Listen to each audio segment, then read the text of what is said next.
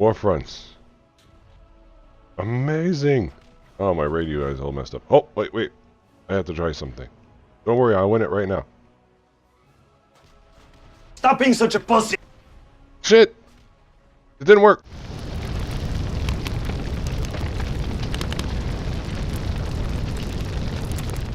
Hey everybody, this is Super Cow here. You don't know me, so let me give you a brief overview of who I am. I have played World of Warcraft from late vanilla to, slash early BC, all the way up to present. I've taken some breaks along the way. I play in the guild Exterminatus on the Silverhand server in NA. I play a prop paladin. I have mained a prop paladin. I've mained a restoration druid. I've mained a hunter. Many specs of hunter. That was my first character. That's why I say many specs. Kept on going back and forth. Anyway, I've had a lot of experience in different aspects of the game. I've been a main raid healer. I've been a tank. I've been main DPS. I've never been top tier. Always rated a tier behind in PvE, and I never really pushed very hard into arena in PvP.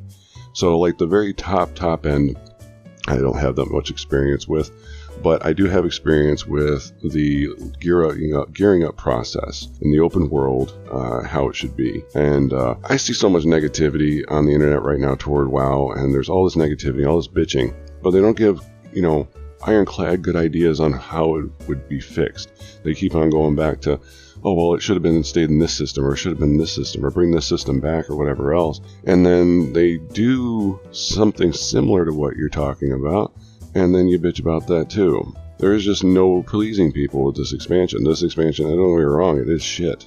It is shit in many different ways. One of the reasons why WoW has been such a success over the years is because every expansion they change. Some changes they didn't have to do, but other ones they did. I mean, think about it right now. A lot of people don't like the World Quest system because we had it from Legion. It's Legion 2.0.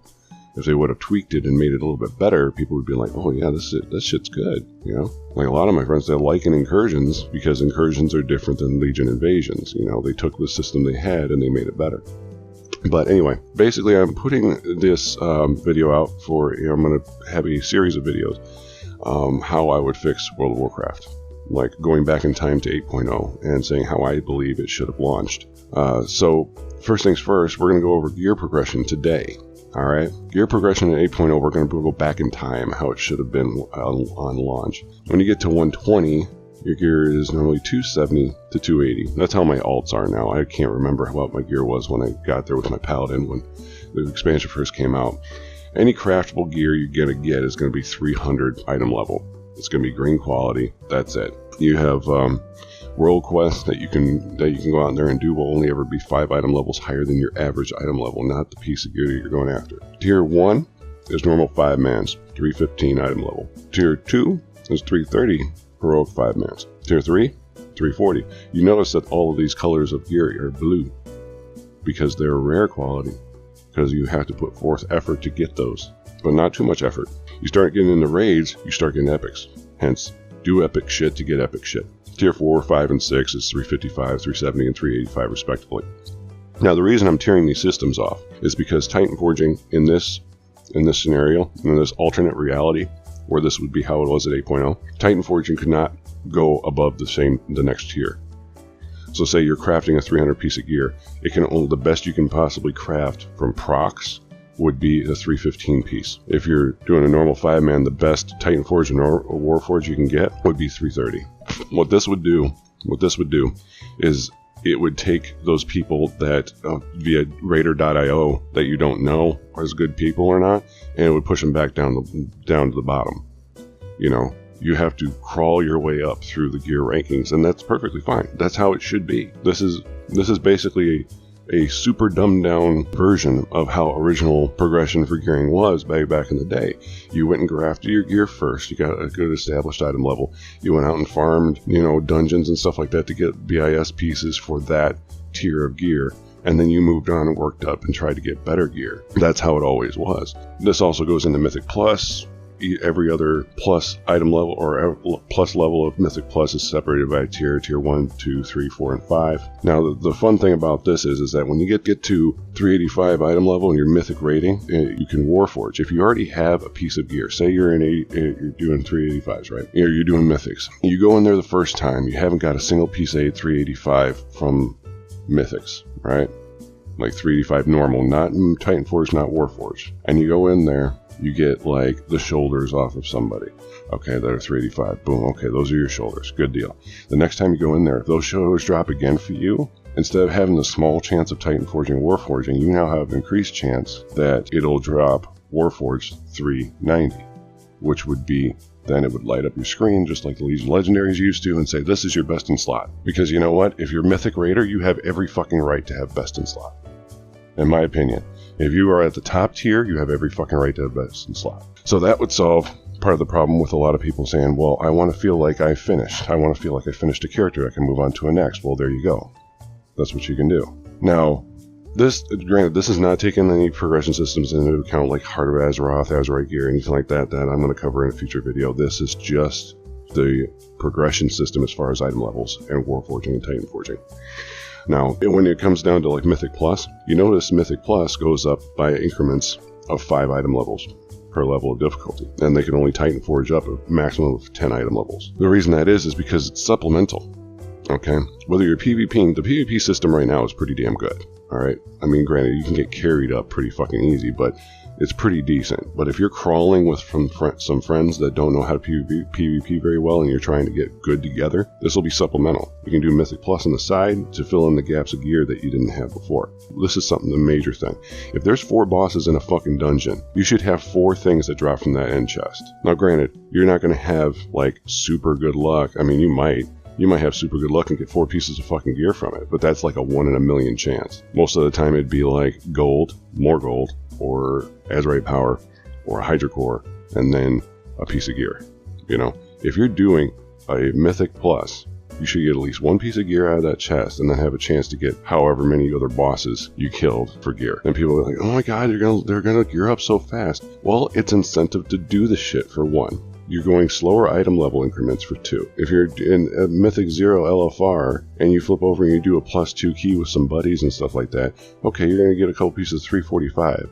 That's going to help you along the way get into the 355 tier level. You can work your way up the chain. It's just helping you get solidified in that item level bracket faster. And your end of the week chest, it should not have a piece of gear in it. Here's a shit ton of resources for a vendor that can supplement your gear, or consumables, or gold, or Azerite power. It should not be like, here's a piece of gear that's pulled from the entire fucking pool of gear that dungeons are in.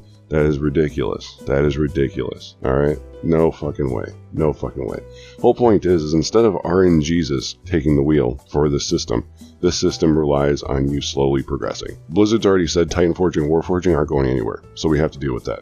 So here's a system that actually incorporates Titan Forging and Warforging, and it slowly progresses people up the ladder. The main thing I hate about BFA is I am front-loaded all this gear. All of my alts are over 360 now that 8.1 hit, and my main is 367, 368, something like that. I'm sitting there getting this high item level so quickly, and then I'm chugging along trying to get every single item level after that. You know, it's barely fucking moving. I'd rather a slow progression that I can feel proud of. I mean, if you work your way up this ladder, that's something to feel fucking proud of. Now, granted, you're going to ask, well, what about catch-up mechanisms and shit like that? Because Blizzard will come up with something and totally fuck it up. Well, yeah, well, here's the thing. Catch-up mechanism is going to be guild-based. Guild-based catch-up mechanism for crafting, right? So every time you go up a couple tiers, so say you're crafting 300, you level blacksmithing yourself, you're a warrior, you crafted your own gear at 300, you get all the way up to 340 Mythic 0, you know, tier 3.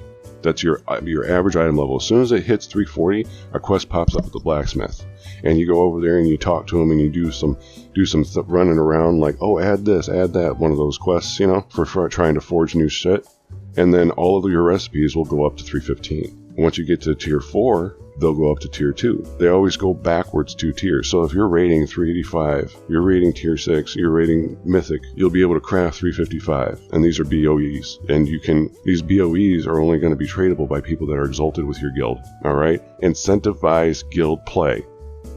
For fuck's sake, Blizzard, incentivize guild play. If you're mythic raiding at all, if you're exalted with the guild, you should be able to trade gear freely. You know, that's just how it is. Personal loot, yeah, sure, but keep it. If you're a mythic raider, fuck everybody else. And you know, granted, notice I am not a mythic raider, but I'm sitting there saying let them do whatever the fuck they want. Because one way or the other, they're going to get it done. And they're going to make your game look like shit because you're making them jump through hoops to get it done. So just fucking let them do it. This is a theme park MMO and you're making them walk a fucking line a mile around just to get to the same destination. While other people just get to cut in the line and go halfway up the line most of the time. So anyway, this is my idea. Let me know what y'all think. If it's shit, God knows my guild leader's already told me it's shit. He's like, you're stupid, Cal. I'm like, I know I'm stupid. But the whole point is you do epic shit to get epic shit. Titan Forging and War Forging can't happen as much as it is now, which will solve a lot of problems for Raider.io. You'll have a slow progression they can feel proud of. So Blizzard, please, do this shit. Do something like this. You have to incentivize people playing together. It's an MMO. Otherwise, just make a single player game and call it a fucking day, because WoW will die. I don't know if y'all realize this, but World of Warcraft doesn't belong to Blizzard. It belongs to the people, because it lives and dies by whether or not we play it. And if we all stop playing it, then it's dead, and they lose money. For God's sakes, it's a people game. Let people play together. Incentivize it. I'm out.